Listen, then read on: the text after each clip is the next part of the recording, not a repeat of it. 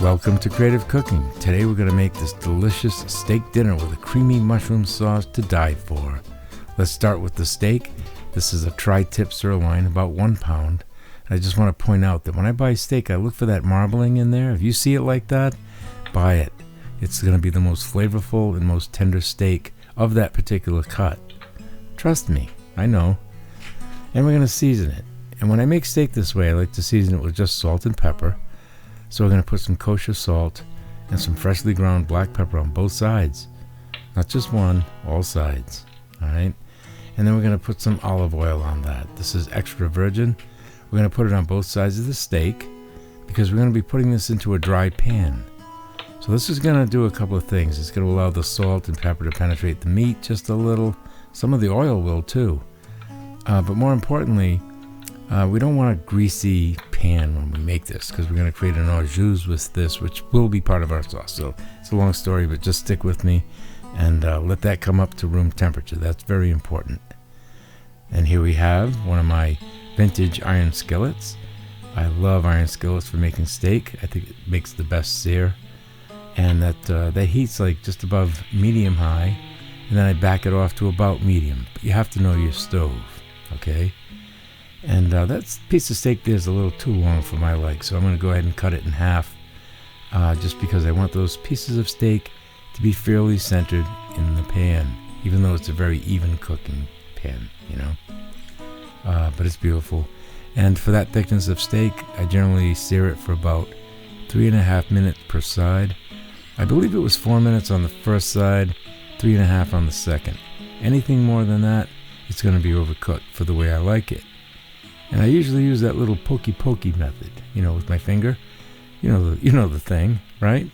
And it's not 100% accurate, but it's fairly close. And I felt it had to come off at 3.5 minutes, so I pulled them off. And you're going to notice at the bottom of the pan, we have that beautiful crystallization of the juices. You do not want to lose that. That is like super concentrated flavor. It's going to be part of the sauce. So what we want to do is immediately add some butter. That's 2 tablespoons thereabouts. And we're going to put in our mushrooms. Those were washed and sliced while the steak was cooking. Okay? You always wash your mushrooms, but you wash them just before you use them. That's what I did. That's about a half a package. You can go more or less depending on your like, but understand that they will shrink. Alright? Mushrooms have a lot of liquid, and as you cook them, they will exude some of that liquid. That will assist us, you know, in scraping up the fond off the bottom or deglaze the pan. Or part of the deglazing process, let's say. So I'm going to let this cook for a couple of minutes until they're completely not dry, but starting to brown. All right, and you can see what's going on there, right? And then we're going to add some garlic, and that's 2 cloves, nicely minced, not crushed. We don't really want to brown the garlic. We don't want to cook it so much. We just want to get the raw edge off before we put the rest of the goodies in here, right? We have a lot of goodies coming into this. So just stir that around. Look how beautiful they are. You know, I'm tempted to eat them just the way they are because they're picking up that, you know, that crystallized juices that are dissolving at the bottom of the pan. They're actually absorbing some of that. It's fantastic. But no, we need it for the recipe, so we can't eat that.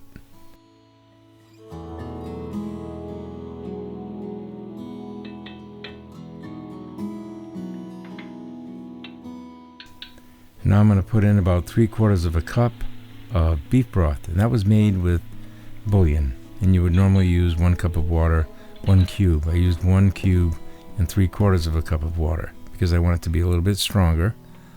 That way there I've literally, in a sense, reduced 25% of a cup, right? Does that make sense? And you could have used wine and cut it down to about 1/2 cup of broth. But I didn't have any wine in the house, and I didn't think it's that important. It's very tasty just the way it is. All right? So you would normally let that reduce for a little bit. We'll add a little bit of thyme to shake. It's about 1/4 teaspoon, right? It's about that. It's not that important. Not too much, though. You really want the mushroom flavors and the beef flavors to dominate that particular reduction right there, okay? And a little bit of pepper, black pepper. I mean, you know me, I've got to have black pepper. It just goes in everything. But you'll notice I'm not adding salt. And that's because of the broth we talked about. All right? So you let that reduce. I would like to let that reduce for about 5 minutes, but realize I'm doing this in real time, and that's the reason why I used less broth than what the recipe would normally call for. I don't need to reduce it. It's already done. All right? So we're going to go ahead and we're going to continue on with this. And then we're going to go ahead and we're going to add some heavy cream. All right, this is the heavy cream, the kind that says whipping cream on the side. That's the one you must use. You know, in a lot of creamy sauces, I'd say, yeah, you can get away with using half and half. But in this particular case, you got to go with the heavy cream. Okay, and just mix it in. You want to bring that back to a simmer, not too hot, because cream, when you heat it up like this, it'll just start to almost boil over and foam up. You don't want that. So after that reduces a little bit, you add in some Parmesan cheese, about a half a cup. I think I went just a little bit less.